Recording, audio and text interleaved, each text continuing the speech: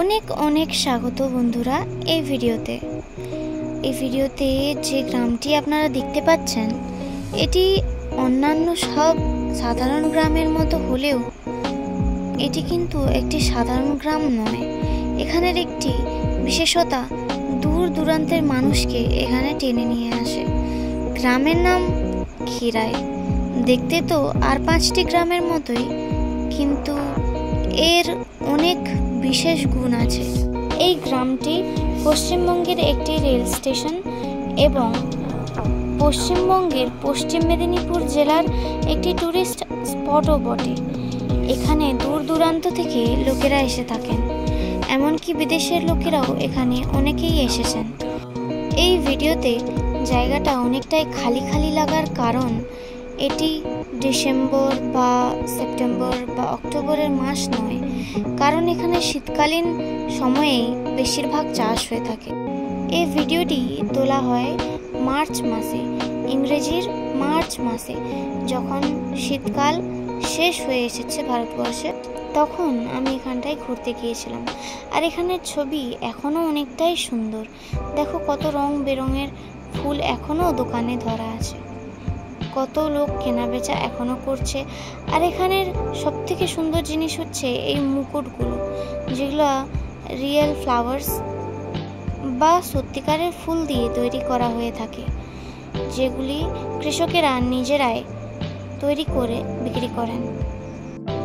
অনেকে ভেবে থাকেন যে খিরাইয়ের ফুলগুলি শুধুমাত্র শীতকাল পর্যন্ত সীমিত, যেমন শুধুমাত্র ইংরেজি ফেব্রুয়ারি মাস পর্যন্ত এখানে ফুল থাকে, কিন্তু এটা সঠিক নয়। এখানে মার্চ মাস পর্যন্ত, এপ্রিল মাস পর্যন্ত ফুল থেকে থাকে। এগুলি আমি কৃষকদের কাছ থেকে জেনেছি। তারপরে বিভিন্ন রকমের ধান, গম, যব, ভুট্টা এইসব চাষাবাদ করা হয় ফুলের বদলে। পুরো শীতকাল জুড়ে খিরাই ফুলে ভরে ওঠে। বিভিন্ন জাতের ফুল এখানে পাওয়া যায়, বিভিন্ন জাতের ফুলের চাষ এখানে করা হয়। সাধারণত এই পুরো বাগানটি নদীর ধার এলাকায় গড়ে উঠেছে। নদীর ধার এলাকায় পলিমাটি সমৃদ্ধ জায়গাটি এই ফুলে ভর্তি। বা এখানে যতই ফুলের চাষ করা হোক না কেন, নদী সংলগ্ন এলাকায় চাষ করা হয়ে থাকে। এটি পশ্চিমবঙ্গ রাজ্যের পশ্চিম মেদিনীপুর জেলার খিরাই রেলওয়ে স্টেশনে নামার পর আপনাকে 15 মিনিট ধরে পূর্ব দিকে হাঁটতে হবে, এবং হাঁটতে হাঁটতে আপনি পৌঁছে যাবেন এই জায়গায়।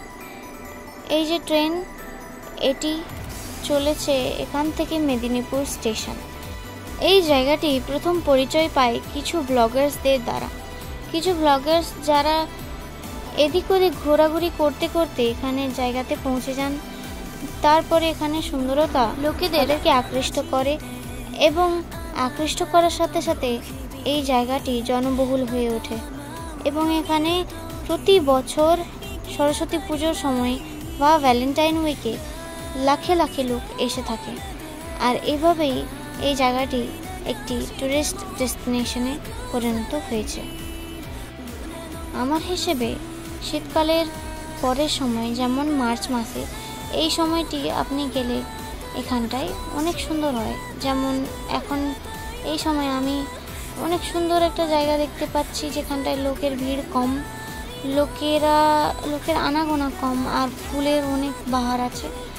অনেক সুন্দর সুন্দর ফুল, বিভিন্ন রকমের ফুল এখানে আছে।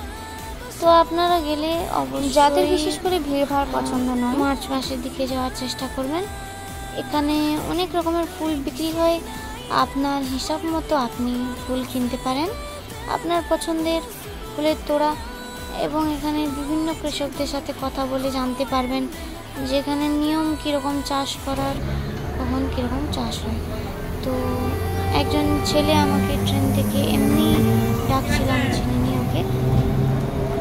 তারপরে এখানে ভিডিওটি শেষ করলাম, আর সাবস্ক্রাইব করতে ভুলুন না। এটি হচ্ছে বালিচক স্টেশনের দৃশ্য।